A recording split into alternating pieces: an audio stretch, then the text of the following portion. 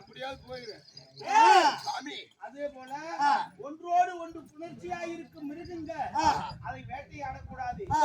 இது 5 அறிவு படித்த சீவராஜிகள் அது சேர்ந்து இருக்கும் பொழுது வேட்டையாடக்கூடாது. இப்ப வேட்டையாடலாம்.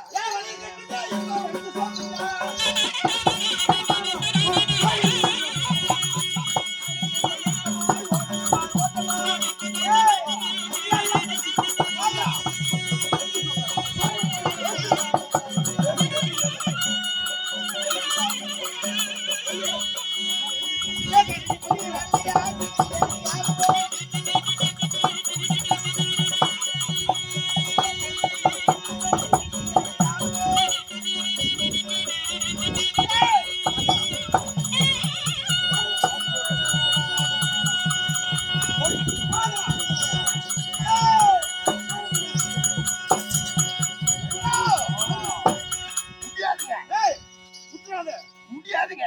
புடிச்சுக்கோ. பெரிய மிருகம் அப்படியே கொண்டு போடு. முடியல, கொல்ல முடியல. ஆள தூக்குதுங்க. ஒன்னியே தூக்குதா? என்னையே தூக்குது. என்ன பண்ணி வச்சுக்கிற? ஐயோ, ஒரே அழுத்துதான். அழுத்தி வச்சிட்டியா? நல்லா இறங்குதுங்க. என்ன மிருகம்? என்ன மிருகமா? பெரிய மிருகம். யானையா? அதை விட பெருசு. சிங்கமா? அதை விட பெருசுங்க. சிறுத்தையா? அதை விட பெருசுங்க. புலியா? ஐயோ, பெருசு. ஒட்டகமா?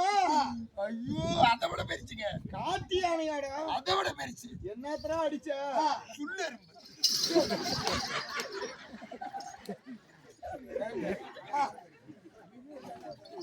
ஒரு மனுஷன் அது என்ன எறும்பு? என்ன பண்ணிச்சு? அது என்ன பண்ணிச்சு தெரியுமா? பொண்ணு கொடுக்கும்போது கொஞ்சம் எடுத்துக்க. அது இருக்கிற இடத்துல நீயே போய் விட்டுட்டு இருக்கிற. வேட்டையாடினோம்.